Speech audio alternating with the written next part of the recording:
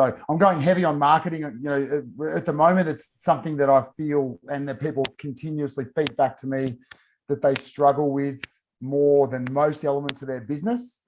I say it a lot with tour and activity operators.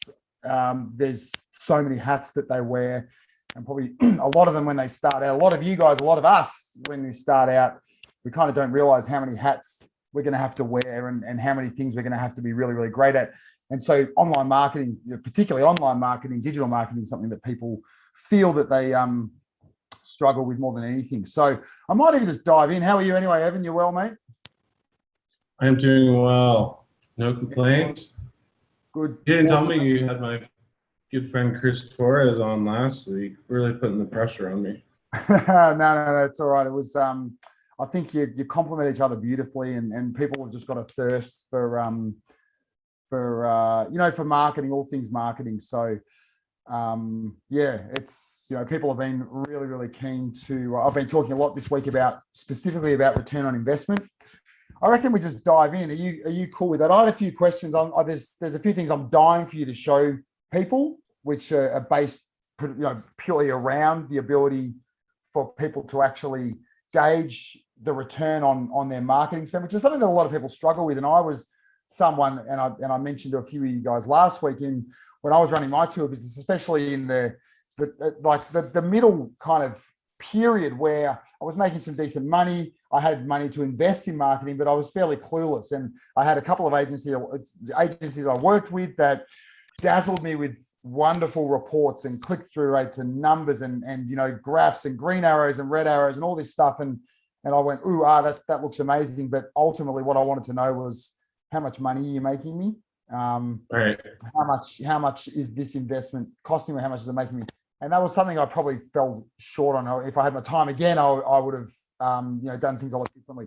But I wanted to, maybe a good place to start, mate, would be to speak to those that don't have got a fairly limited budget, may not be actually investing initially in a marketing agency, but maybe even focusing on website improvements. So I'd love to hear from you. If, let's say, you're sort of, you're getting established, you're kind of starting out, you're starting to get some traction. What are some of those things that you would recommend that operators, maybe even before they go out and invest in a marketing agency, that they can do to improve conversion from their website?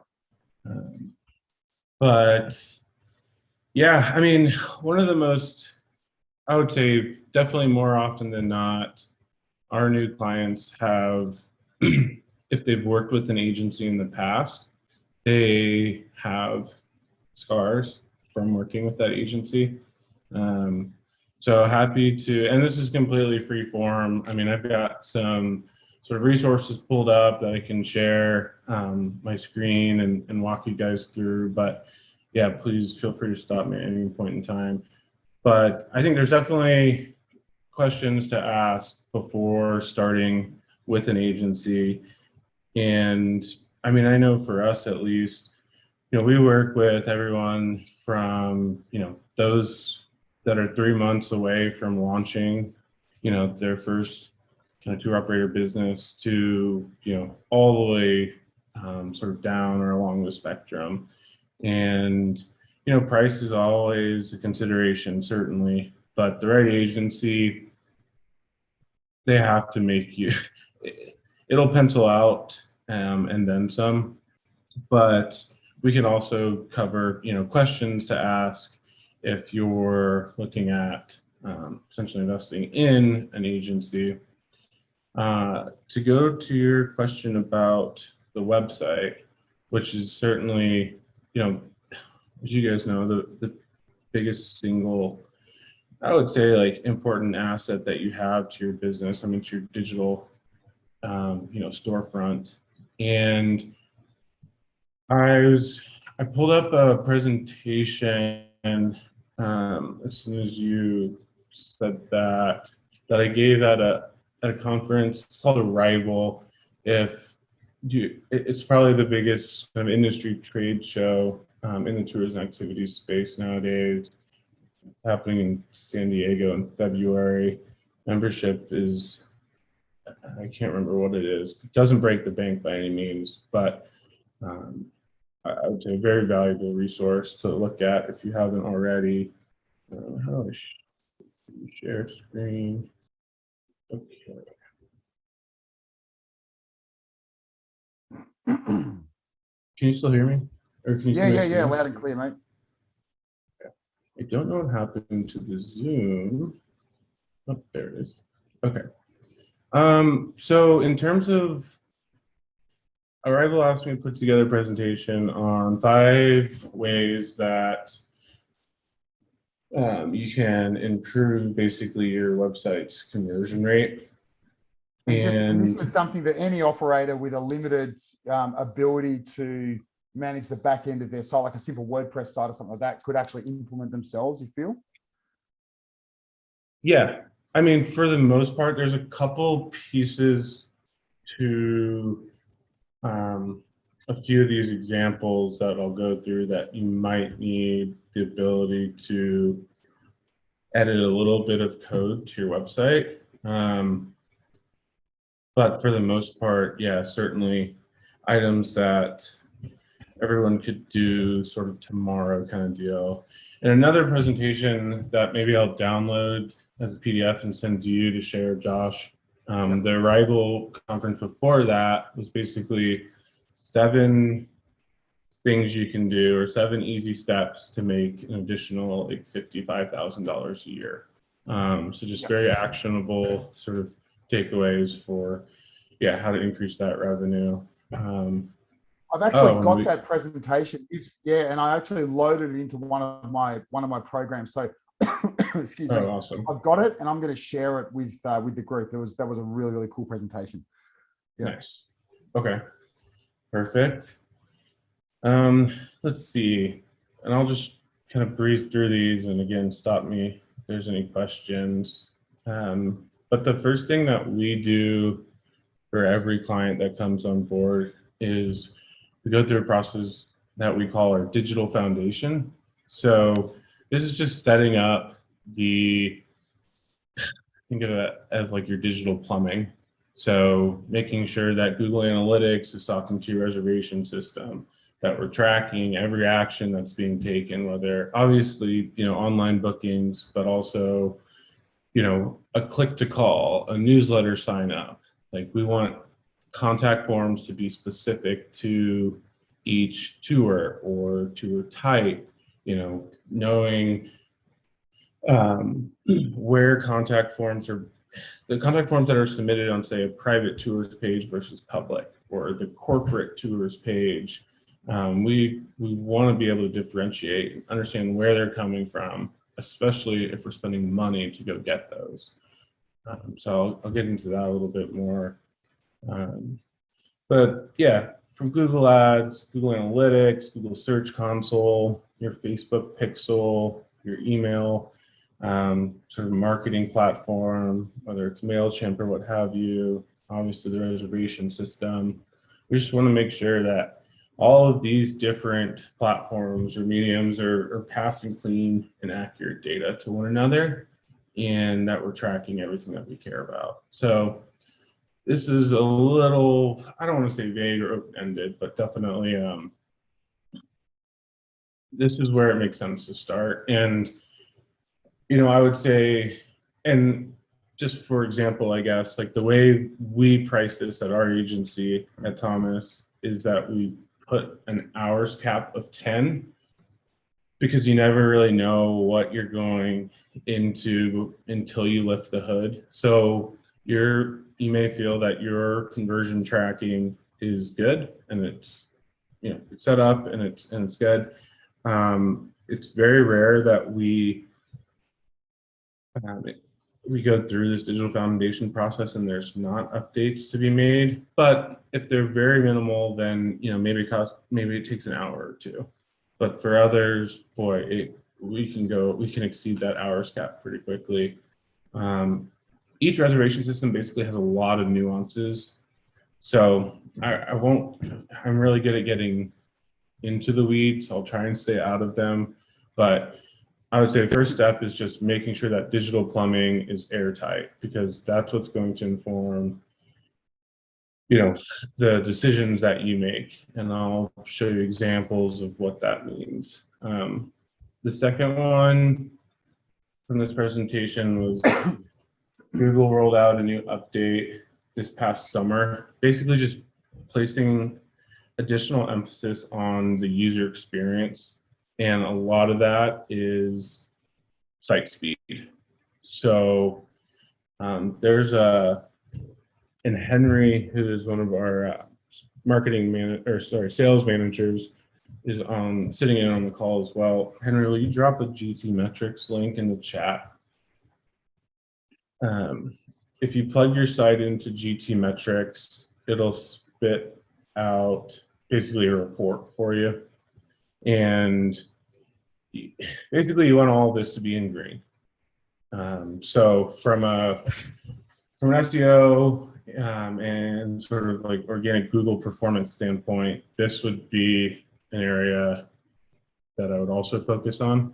So running the reports from GT metrics as well as the Google site speed. And if it's not in green, how do you is it, you know, is it easily solvable? Like, is it within the capabilities of someone with a basic you know, knowledge of the back end of their site to actually make the changes to get it all into green, or is that more complex? Yeah, out of the 5 examples I have in this presentation, this would be the most technical. Yeah. It just kind of depends. Like if you have a webmaster, you can point this out to them. If you built the site and you have some technical sort of like prowess, it will show you exactly what to focus on and where the issues lie. I think sometimes I encourage all of our clients to never short themselves on website hosting. So, you know, we all agree that the website is basically your most important business asset. And so the host to support that most important business asset, like we get a lot of folks that come in and they're on GoDaddy. GoDaddy is like the Walmart of servers, right? So there's ways to basically just increase the performance of your website just based on who you're hosting with. So you'd say you'd recommend hosting with GoDaddy, or you'd look for no? No, yeah. The other thing that's a little scary, and we've run into this a handful of times, and GoDaddy will never admit it, but think about hosting as a big bowl of marbles, and you don't know what other websites or, you know, the marbles that you're basically sitting in a pool with. So if you have a toxic, malicious, you know, porn site, you name it, that's also sitting on the same server instance that you're on, it can basically have negative impacts on your website as well. So there's a lot of hosting options out there. You know, we have a private dedicated server for, you know, just for our clients. So we know that they're all good eggs in the basket kind of deal. But that GT metrics report will identify. It's a place to start. Yeah, totally. Yeah. Oh, and then one thing for the digital foundation too, I'm happy to share, like we've got internal process documents on how to set up each of these channels. Like we use Google Tag Manager. It can be a little technical, but we have guides on, yeah, how to set these various channels up. The big ones, I'm actually giving a presentation tomorrow for Peak, and it's not done yet. So apologize for the lack of design. The big ones here are going to be some of the more, there's like a lot of settings in Google Analytics that if it was my business, like I would want to update for your business. Like we want to exclude certain website traffic sources like known bots and spiders. We want to exclude your own IP address. We don't want your website, like when you visit the website or anybody on your team, when they visit the website, to basically skew our data. The Facebook pixel, this might be the biggest one in terms of making more money, like ASAP. We want to customize that Facebook pixel so that we're capturing what we call these like abandoned cart events, and so that it talks to your reservation system. And you guys have experienced that in terms of you go to an e-commerce site and you start to check out, but maybe you don't finish, then you get followed around the internet like Facebook and Instagram. I can say that they're our highest return on ad spend campaigns, and usually it's only $1 or $2 per day that's spent.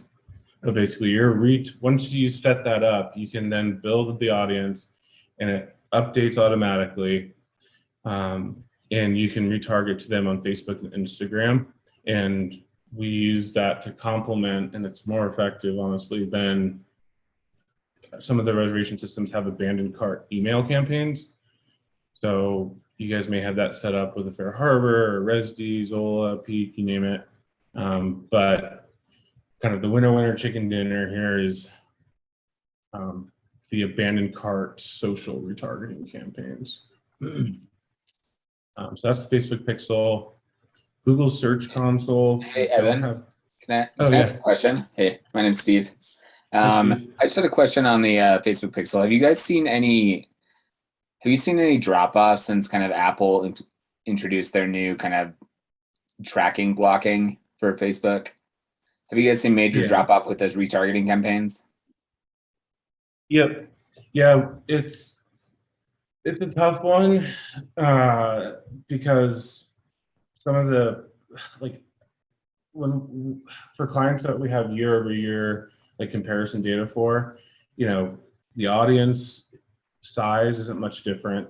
The ad copy and sort of targeting settings or, overall configuration of the campaigns is, if anything, only better. But we have seen a much bigger drop off in terms of attributable revenue.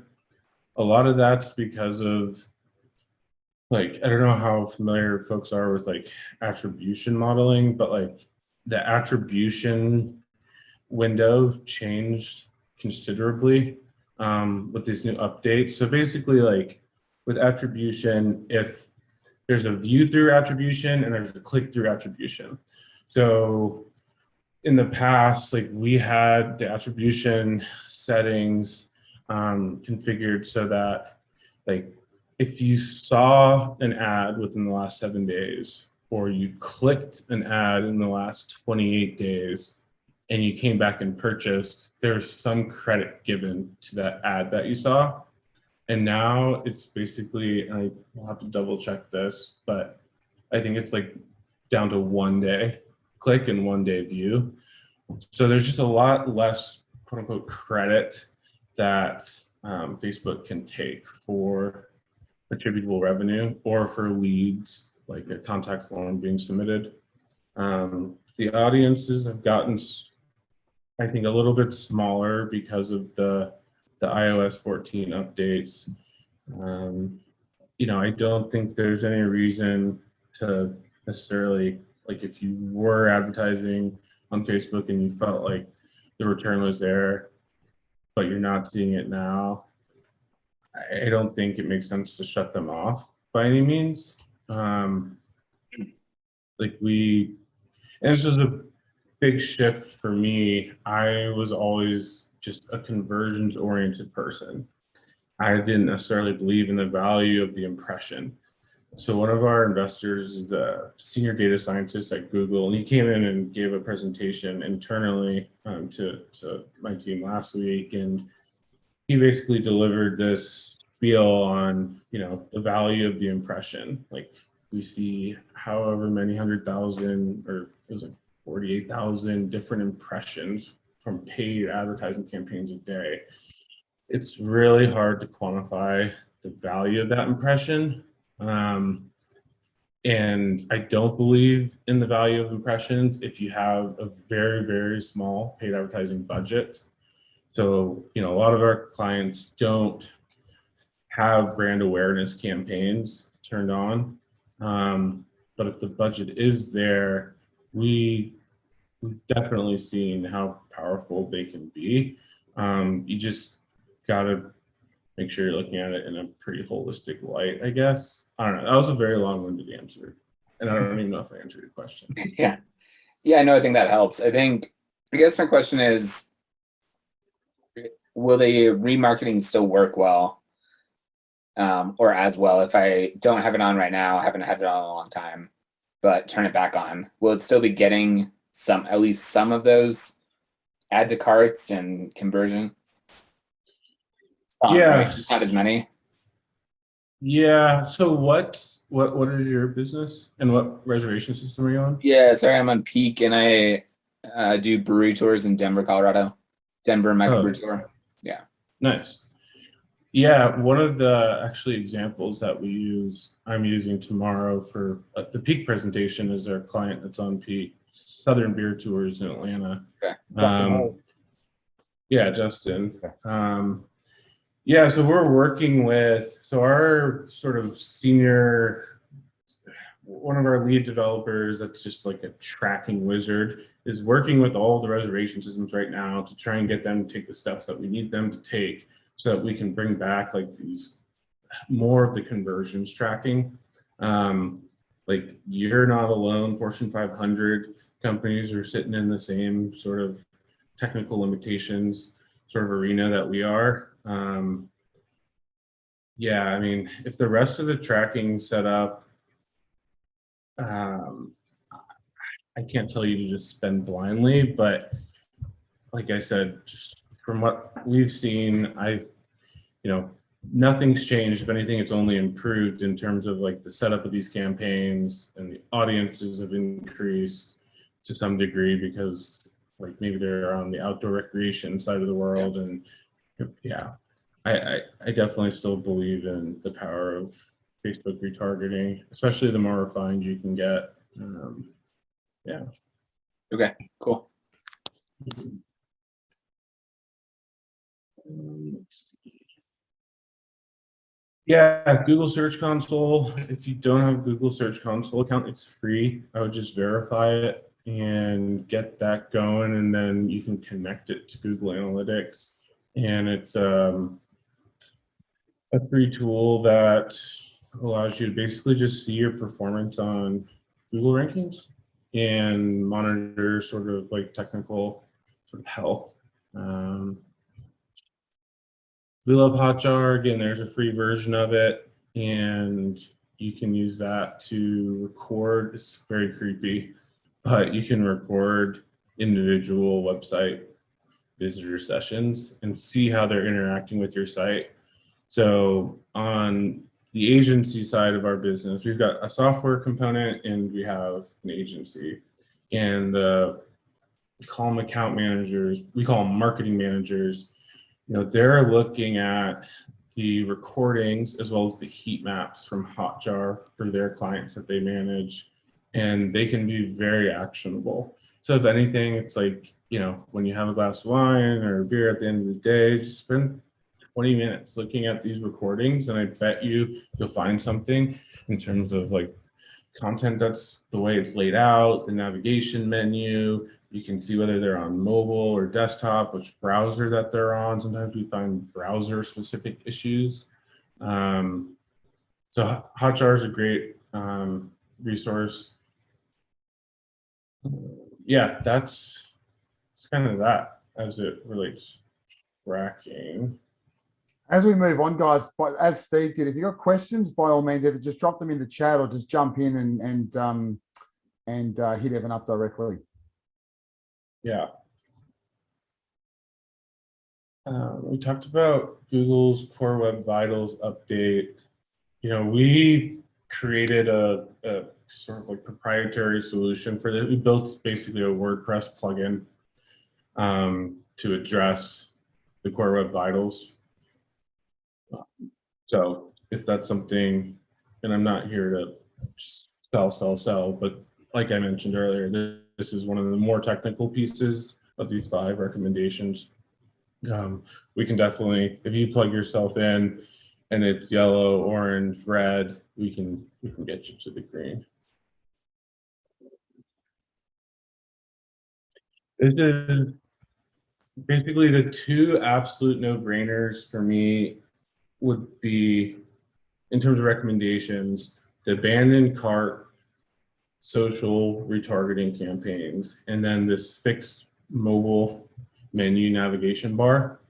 So we've basically standardized this for our clients, but it's just this bar that you're looking at here that sits on the bottom of their phone, and we've tested this in terms of colors and copy, and the winning formula is basically your 3 most popular recommendation. Here, let me present so it's a little bit bigger.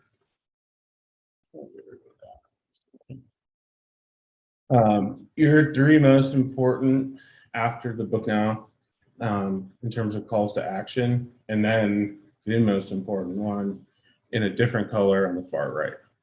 So this, and I'm not a betting man, but if I was, this will increase your online bookings and mobile conversion rates. So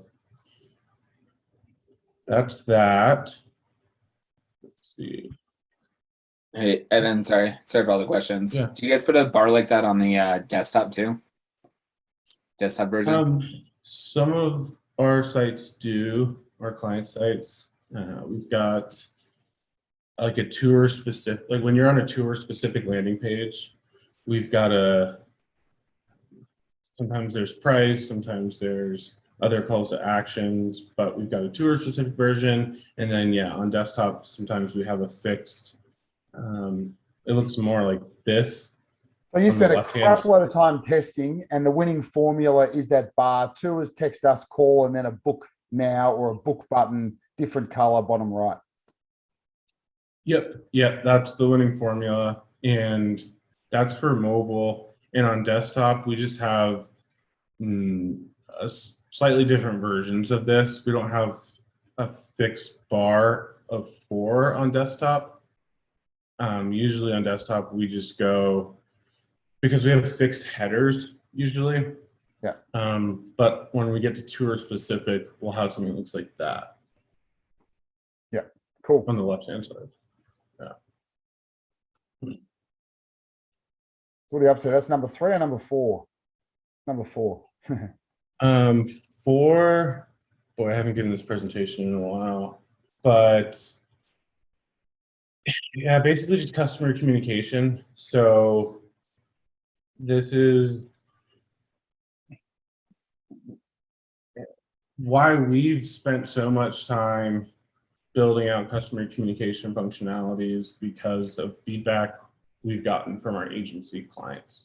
So we get to kind of dog food our own model, right? Like we have all these agency clients that are just giving us feedback, and then that informs our product development.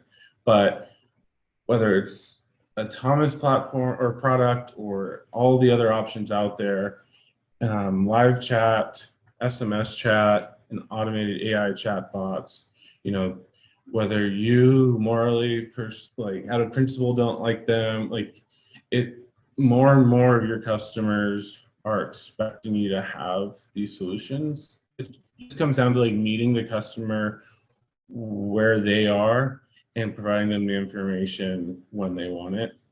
And I could imagine that a lot of you don't necessarily want more phone calls or emails with kind of frequently asked questions. So there's just a slew of different solutions out there to basically save you time, enhance the customer experience, while also increasing your online bookings. So the point to hammer home here is just figuring out what makes the most sense for you. Like we feel that the best setup, and we're going to do an end of year sort of report on this, but we think that the best setup is the automated AI chatbot that, I forget what.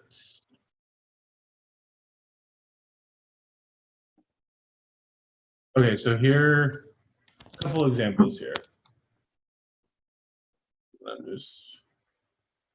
So in terms of chat bots, so there's chat bots and then there's live chat, and there's two different sort of versions of live chat. One would be a live chat that lives on your website, but the website visitor, existing or potential customer, they have to still be on your website. And we feel that it's more realistic for them to take the conversation with them than stick around your website for 20 minutes, alone like 2 hours. So SMS chat plus the AI chatbot is our preferred setup. So the what would you automated. recommend? Sorry to jump in for 1 sec. Just to Yeah. get a sense of the majority of people who are here today, I can see in the room, there's a bunch, there's a few, 7-figure business owners that have got a reservations team, and they've got, operations support. But there's also a lot of really successful owner operators that might have, a bit of admin support and a bit of a team around them, but ultimately they deliver a proportion of the service. So have you got like recommendations? Let's say you got a recommendation for an operator that is never out there on the road or in the water or whatever they do delivering the service. They're often playing a more of a company director role. And then there's the other type of business owner that's actually out there on the road. A lot of the time has got minimal back end support. Have you got sort of different recommendations to how to tackle this for the two different types of business owners? Yeah, and that was our goal with building out this customer communication, call it experience functionality suite, was provide a bunch of flexibility. So maybe you have someone that's in the office. I mean, we use it on our own website, which we are actually getting ready to launch in the next hour or two, our new website. But we use the SMS chat feature. So you can fill this out. It's also like a lead gen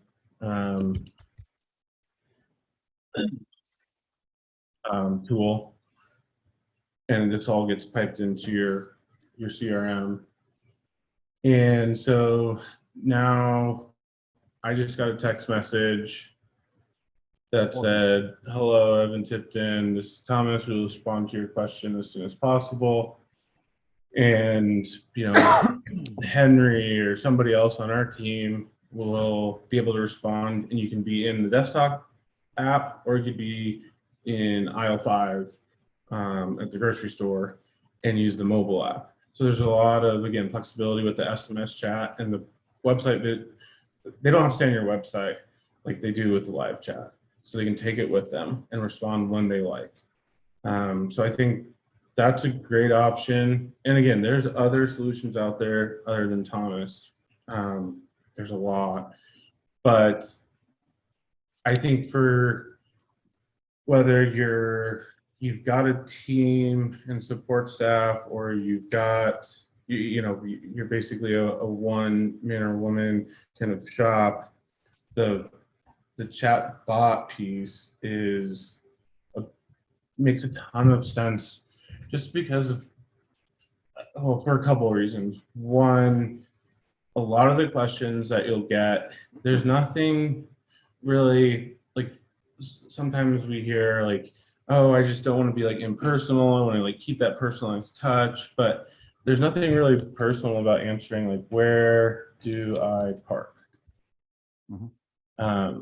There's no real reason why you should have to respond to an email or a phone call about where do I park. So that's the automated piece. And you can imagine, basically we say, like, if you can train a human to respond to these frequently asked questions, which you guys all have, we can train a bot to do it. But if the bot gets stumped, then it can go, that's like the first layer of sort of communication or like unnecessary FAQs defense. The second layer would be that SMS chat. So they could go automated, and then they could go into the SMS workflow. And they always have the option to just click to call you or email you. So yeah, I keep emphasizing sort of flexibility, but there's a lot of options. And let's find someone that's on. These guys have the bot plus SMS. So I say, sorry, Sean, I'm testing your bot again. I say something, just you can imagine something very random, or usually this would be a nuanced question that the bot can't answer. I have a 7-year-old and a 12-year-old. 12-year-old has a heart condition. Is this trip still a good fit? The bot's not going to be able to answer that. So as soon as the bot gets stumped twice, then it would be prompted with, hey, I'm just a chat bot. Looks like you want to speak to a human. Would you like to chat with somebody from High Country Adventure? And then yes, and then they go into the SMS option. And all of this is completely customizable. So if the bot gets stumped twice, you don't have to pass them to SMS. You could just throw a link that they can click for your phone number or your email address. So again, in terms of configuration, however it makes sense for your business, there's a lot of flexibility. I will say, especially for those, it definitely works the best with ResD right now. ResD and Zola should work just as well with Peak in the next, hopefully month. We're waiting on a couple updates on their end. But the most common question that was surprising to me that the bot gets across the board is about checking availability. Even though you can go hit this book now button, this company is on ResD. You can go hit book now and check availability, but head and shoulders above the next, most frequently asked question is check availability. So I could say, do you have availability on Saturday for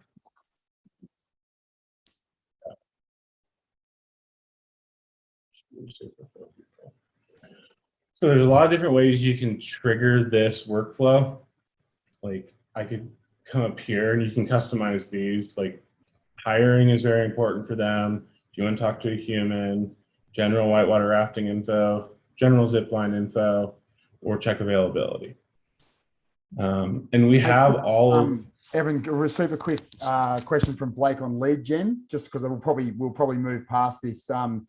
But Blake says TOMIS is the specific AI communication tool. Didn't really think of this before as a good lead gen initiative. What are some of your other recommendations for lead generation? Is that something we'll probably save for a little further in the call? But that's probably a good one. Lead gen's obviously a super important topic. Yeah. Yep. So the SMS chat, definitely, we're going to keep building out functionality so that they can opt in to SMS marketing in 2022. On the agency side, they use we use opt-in monster a good bit. I think that's over here. Yeah, opt-in monster for pop-ups. You can have fixed bars on the header, the footer. If you're running discounts or promotions, you can feature those again with pop-outs that are exit intent. So if you start to scroll outside, if I was on this website and I scrolled outside of the nav, you could have that trigger a pop-out that would be a lead gen form. Love that website. Yeah. I think I see Chris in the room. Yeah, there you are. Cool. Okay, that's great. Let's see. Oh, well, anyhow, this is just outside of the chatbot being able to be an automated customer service agent. it's a very powerful like sales enablement tool as well. So we can say 4 people, and maybe I know exactly which day I have availability, or maybe there's a date range. So I could say, Saturday or Sunday. And then you can configure this to be family friendly, most popular, rafting, zip lining. I'll go most popular. It's November 16th. I don't know if they're still running rafting trips, but we'll see. They are based in Georgia, on the Alabama-Georgia border here in the US. So it's still fairly warm, so it looks like they are. So it'll return the first 5 available times. And I hit 10 a.m. on Saturday. I got the 4 of us on Saturday at 10 a.m. So the conversion data behind this is just wild. I can't wait for the end of your report, which I'll share with you, Josh, and you can share with everyone. We are seeing so far at least 150% average increase above the all website traffic average in terms of online checkout rate.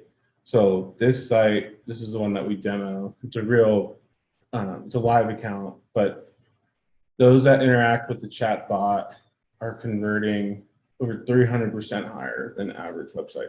All website traffic average, I should say.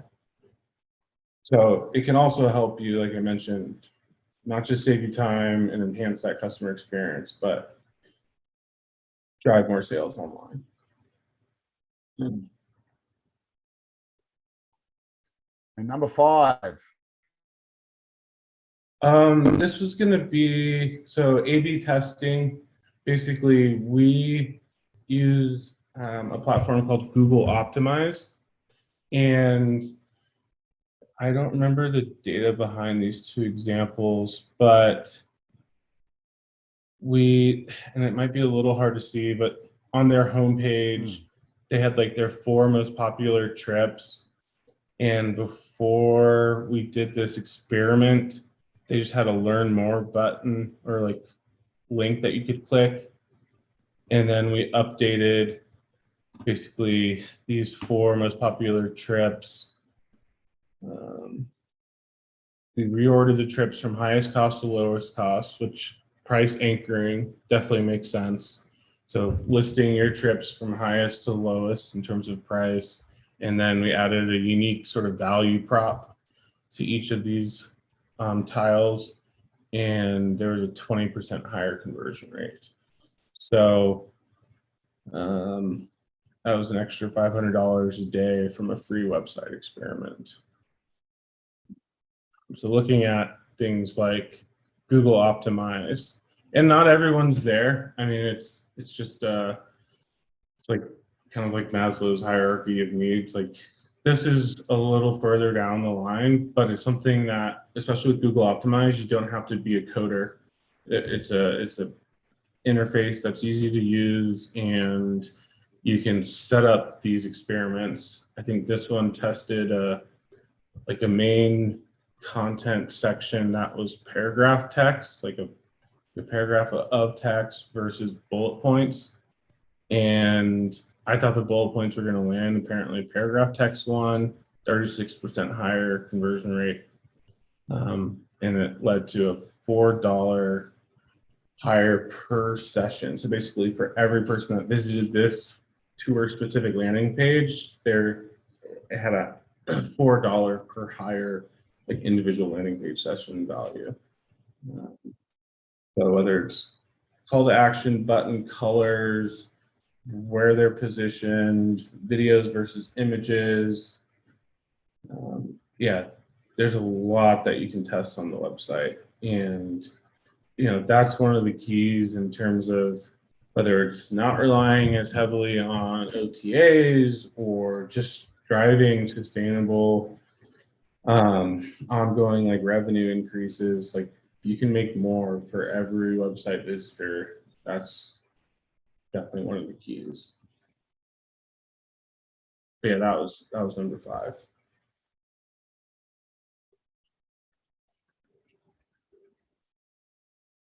Oops, I muted myself.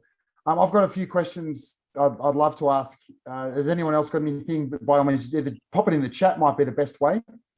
But Evan, I guess, so that's awesome. If you had like one strategy or one channel to focus on, like for your digital marketing, what would you recommend? What would it be? One channel.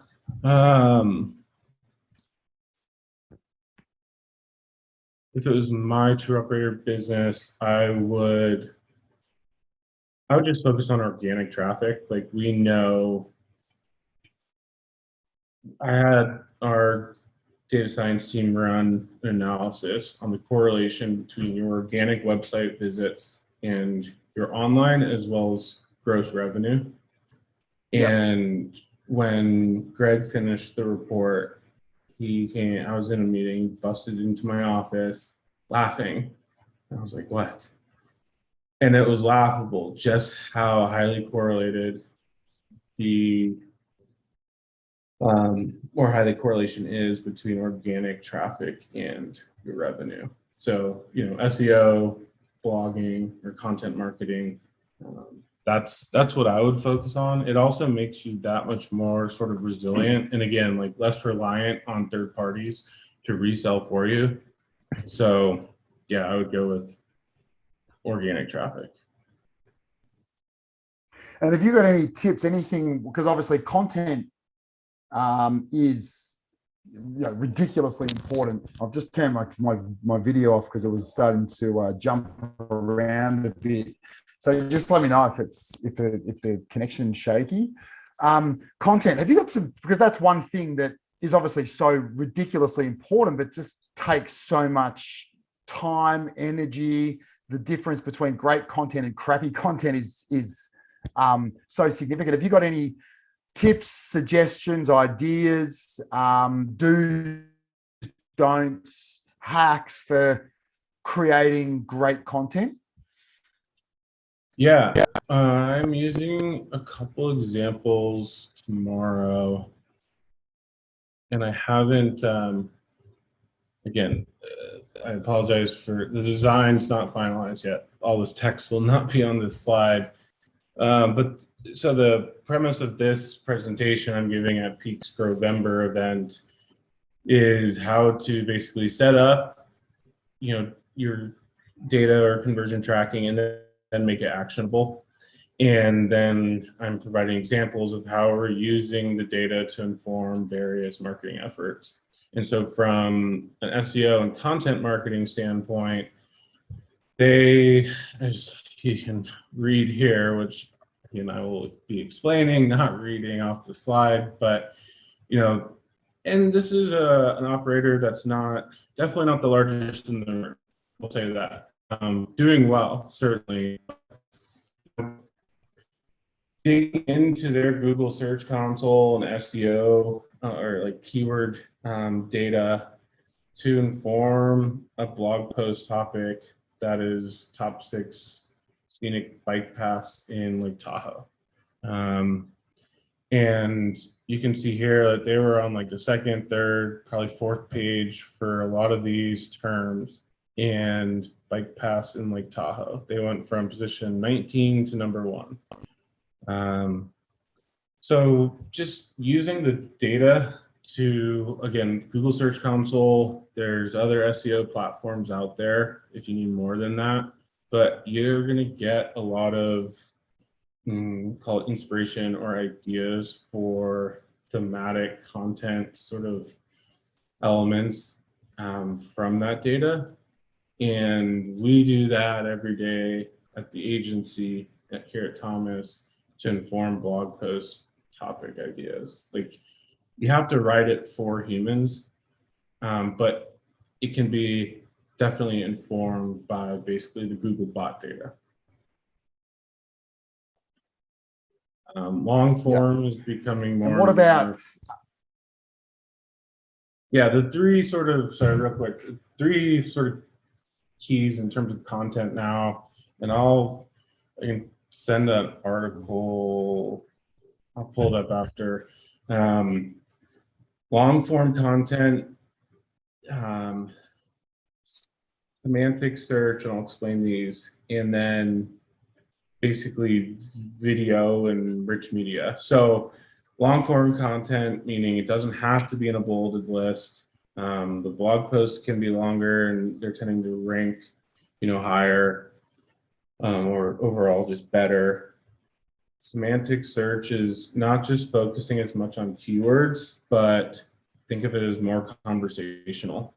So if you were searching for SEO for tour operators, that might, like, Google's going to pick that up differently than if you search SEO services. Like, the services piece alone is the key, like, intent indicator. So if I was searching for Denver breweries, that would be different than obviously Denver brewery tours. So you don't always have to go after those, like, it's historically been defined as like long tail keywords. But that's becoming, like, there's a big update made this past year. Google called it BERT, like Bert and Ernie, BERT. You can Google how to optimize for Google's BERT. It's just like semantic search, more conversational, answering questions. I don't know if that makes sense, but yeah, so that's something that we've been working on. And then third, videos and images. Like, when you upload an image to your website, the title of it, like if we went here, and I'm sorry to call out anyone that's on the call, this image, which is, and think about this, like Google, just as humans, the Google bot reads top down, left to right. So in terms of like these four, this is definitely getting the most clout. And this is an image that's titled Adobe stock underscore a bunch of numbers, right? So that's not ideal. We want this image to be named something quite descriptive. And then the alt text. So like you have an image title and then you have alt text. Like, we want them to all be very descriptive and using keywords and still stay in a conversational tone. Don't write for a bot, write for a human. But that plus video optimization and having the YouTube channel and having optimized descriptions, again, titles and descriptions for those videos, that's super crucial when it comes to content. Awesome. Mate, that's great. If there's no questions at the moment, we were talking about I don't know how long it would take. You're talking about the tech that you've been working on recently to track return on investment, i.e. really to break it down, make it really simple. That's what I spent. That's what I made. Is there something you like? Because I'm really keen to see it. I'm sure that others would too. Are you in a position to show us something?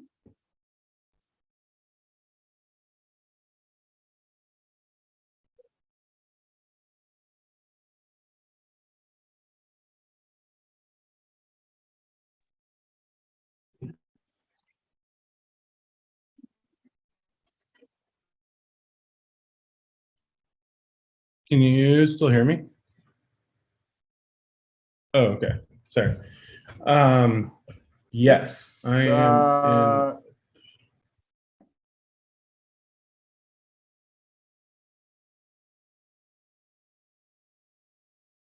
can you still see my screen? Okay. Yeah, so we built this application. It's meant to basically be your sales and like sales, marketing, customer support, like assistant. And so there's an app that we built and we're continuing to develop that more or less is meant to complement your reservation system. So you've got, Peak, ResD, Fair Harbor here, and then TOMIS here. So there's two sides to the TOMIS dashboard. There's these, or the TOMIS app, there's these 7 data dashboards, and we can go into a couple of them.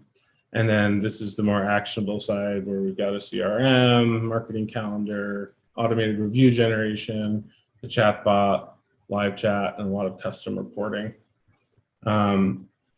Just as an example, I guess, I'll go to the monthly report that you get. We'll look at, they're rafting operators, so they're not operating right now, but if we went to like June, this is what you would get at the beginning of the month. Now, again, not trying to sell you on TOMIS, but there's definitely, there's ways for you to set some of this up with like Google Analytics, Data Studio, there's options. But if we went to like Google Ads, for instance, I mean, the largest text on the screen is, okay, 8.3x ROI. So in June, Billy knows that he spent $1,350. There's a little over 11,000 in directly attributable revenue. So that makes up that 8.34x return on investment. Here's all the different types of conversions that came from Google Ads. The 31 transactions is what's making up that 11 grand or the 8x ROI. But here's all these phone calls. There's over 100 different other types of quote unquote leads. So there's just a technical limitation here because the client, oh, I realized my video's off too, sorry. The client isn't using a phone call tracking software, which is another third-party platform. It's not necessarily something you need to invest in right out of the gates, but we just don't know how many of those phone calls converted, but we know the average booking value from Google Ads. So maybe 15% of those phone calls converted. Now we're looking at 14.5x ROI. So we've got that for Google Ads as well as Facebook ads, and then just like an overview report of that month. And much more over here in terms of reporting, but anything you guys wanted to look into further, I'm happy to, but I know I'll get into the weeds and spend another hour on those. Yeah, so it's like a business intelligence tool that integrates with all of your different marketing platforms. So like these are the data sources that are all being pulled in and being updated depending on the data source, but usually every 2 hours. So like the reservation system, Google Analytics, WebCO is another partner of ours. It's a SEO platform, so we can monitor your rankings as well as your competitors, backlinks, basically overall website health, Facebook ads, Google ads, and they're on MailChimp. So kind of all your marketing and sales data under one roof for the first time. And the big piece I'm going to hammer home tomorrow, and then I'll stop, Josh, before I keep going. But clearly understanding the who, where, and when. So like we know where they're coming from in terms of online bookings, leads, that's like contact form submission or someone that clicked to call. We have a contact form ROI algorithm that is basically your contact forms overlaid on your reservation system. But then when are people buying, day of week, time of day, how far in advance? And this is at an aggregate view. You can also look at all of this at an individual tour view.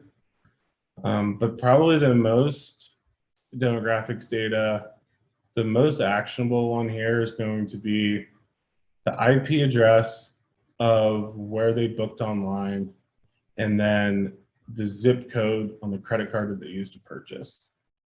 So this is what would inform if you're running Google Ads, paid social, this is what's going to inform your targeting settings.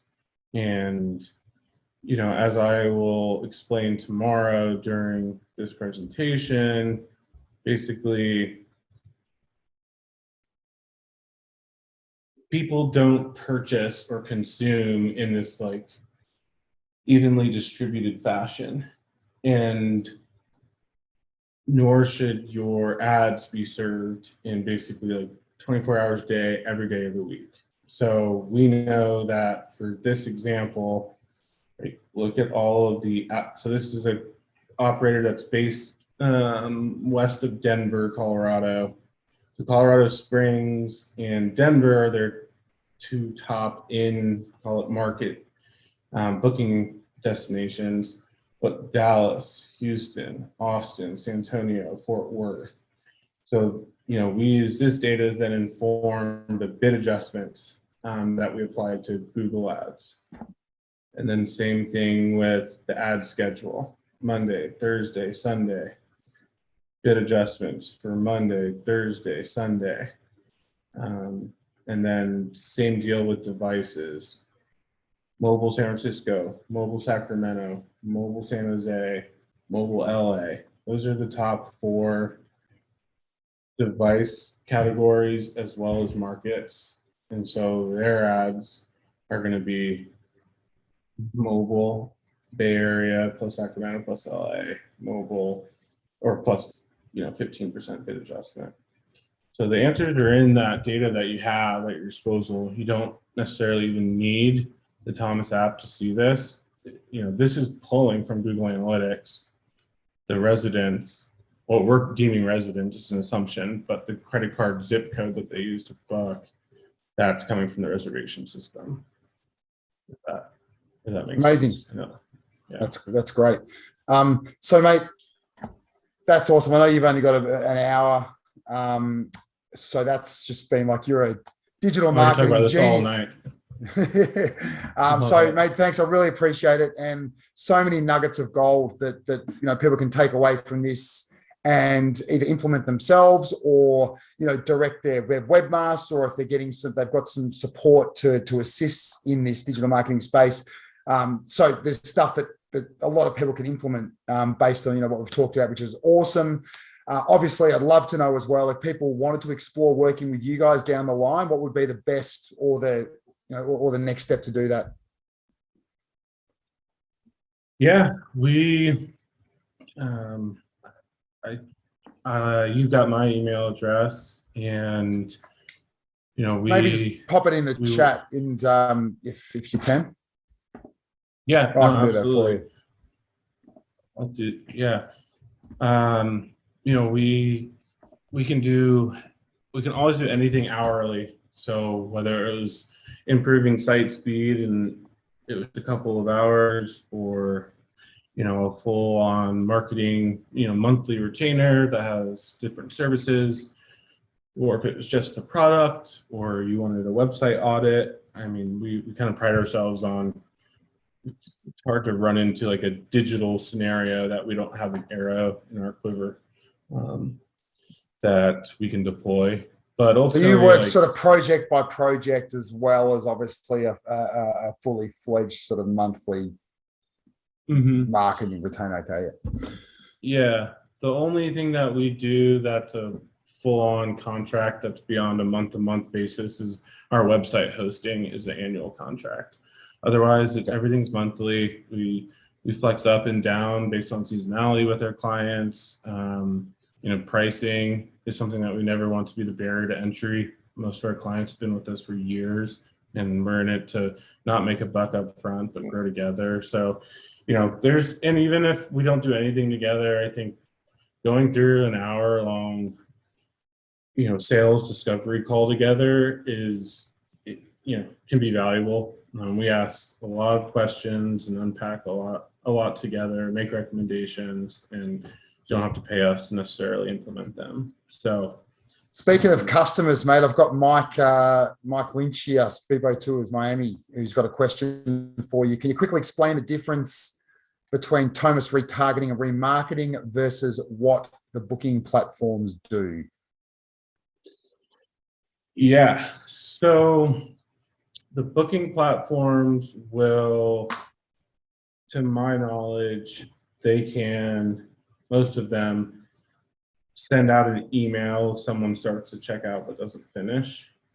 They're not going to, one, populate or execute necessarily retargeting campaigns for you, populate the audience, that is. You can set up your Facebook pixel in the reservation system, but nothing really happens after that. So, our job is to use the information, the data that we're getting from setting up the pixel with the reservation system, plus Google Analytics, plus your website, to create those audiences, get those pixel website visitors, and put them into strategic campaigns that are usually in the form of a funnel.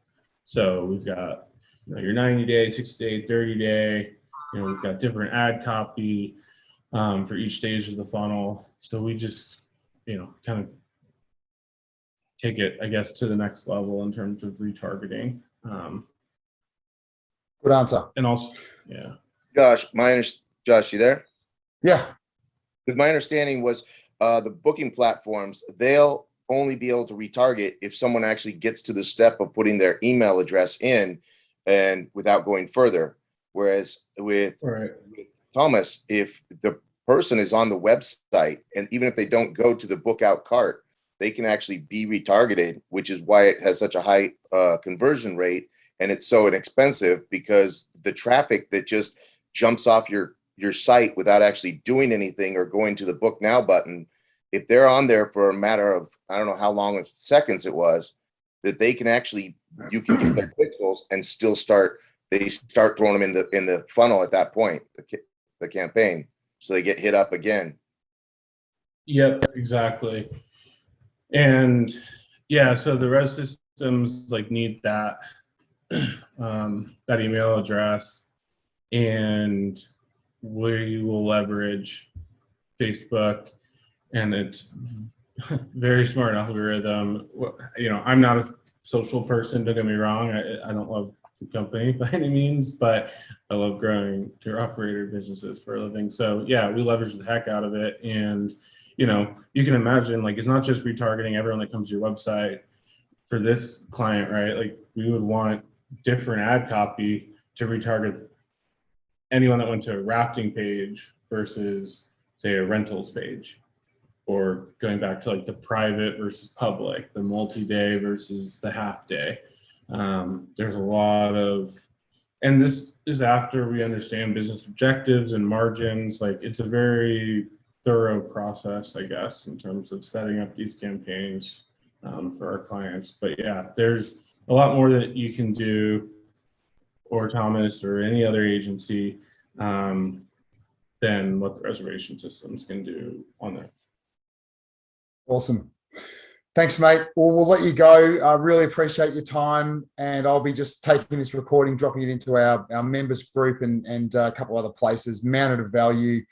So really appreciate it. So yeah, if you need to take off, great. That was fantastic. I might just so thanks very much from all of us, by the way. That was amazing. Hope the presentation goes really well tomorrow. Sandra, I've got a couple of other things that I might do. We've probably got about 15 minutes left before I've got to jet off. So I've got a few questions specific from people in the program that I might tackle now.